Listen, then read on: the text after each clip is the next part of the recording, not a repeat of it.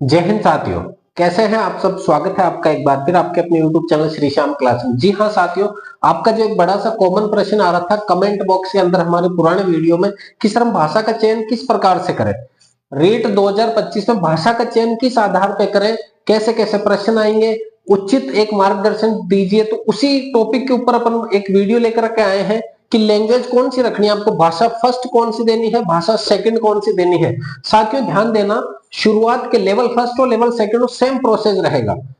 शुरुआत के 1 से 30 प्रश्न आपके साइको के रहेंगे, फिर 31 से 60 प्रश्न, 31 से 60 टोटल 30 प्रश्न 30 अंकों के भाषा फर्स्ट रहेगी आपके साथियों।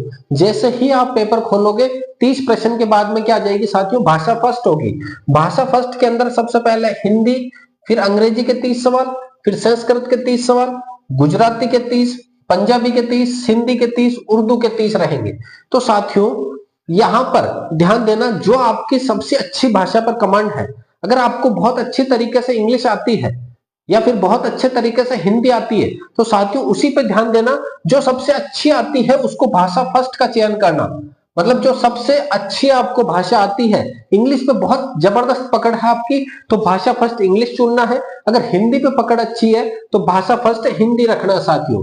फिर क्या करोगे साथियों, 31 से 60 प्रश्न जो आप अटेंड करोगे वो लिखा हुआ रहेगा भाषा फर्स्ट, भाषा फर्स्ट हिंदी के। अगर आप लेते हो, आपके जो वहां पर प्रवेश पत्र रहेगा, अभी फॉर्म भरते समय आप रखोगे तो प्रवेश पत्र में फॉर्म भरते समय आपसे पूछेगा कि भाषा फर्स्ट किसको प्राथमिकता दोगे, तो भाषा फर्स्ट हिंदी देते हो तो आप एग्जाम में अटेंड 31 से 60 सवाल, पहले हिंदी के 30, फिर इंग्लिश के 30, संस्कृत के 30, गुजराती 30, पंजाबी 30, हिंदी 30, उर्दू 30 रहेंगे।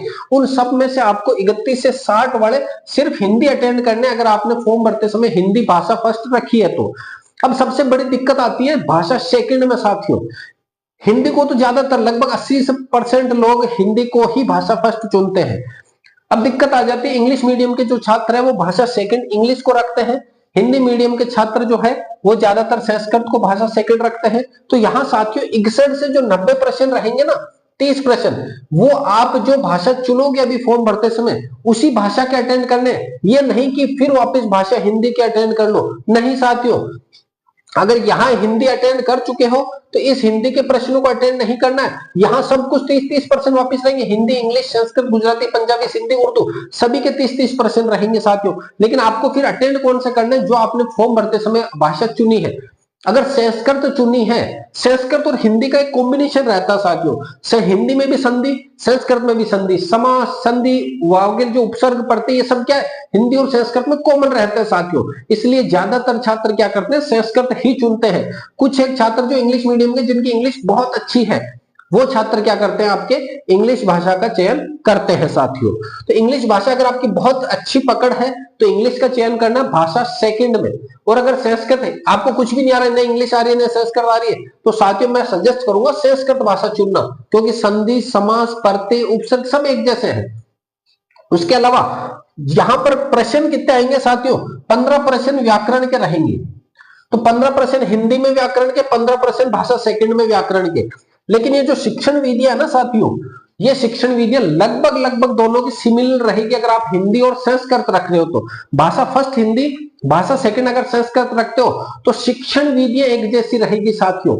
इन शिक्षण विधियों के आधार पर आप एक जगह अगर आपने पढ़ ली, लिखी भी संस्कृत में है लेकिन उत्तर आप आराम से संस्कृत पढ़ के दे सकते हो।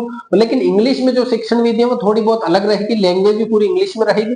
तो वहां अगर इंग्लिश मीडियम के छात्र है तो वो पकड़ कर सकते हैं, लेकिन हिंदी मीडियम के छात्र इंग्लिश में पकड़ नहीं कर सकते। तो साथियों मैं सजेस्ट करूंगा, अगर आप हिंदी मीडियम से हैं, हिंदी में अच्छी कमांड है, तो उसके बलबूते पे आप संस्कृत में से 30 में से 15 नंबर आज के दिन में आराम से लेकर आ सकते हो, शिक्षण विधि और ग्रामर को मिला करके।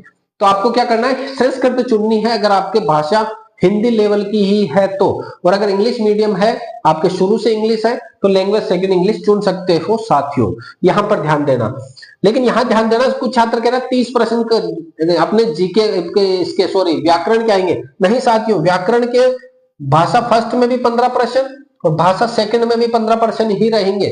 15 प्रश्न जो है वो शिक्षण विधियों के रहेंगे दोनों तरफ, इसलिए वो मिलाकर के 30 प्रश्न रहेंगे साथियों।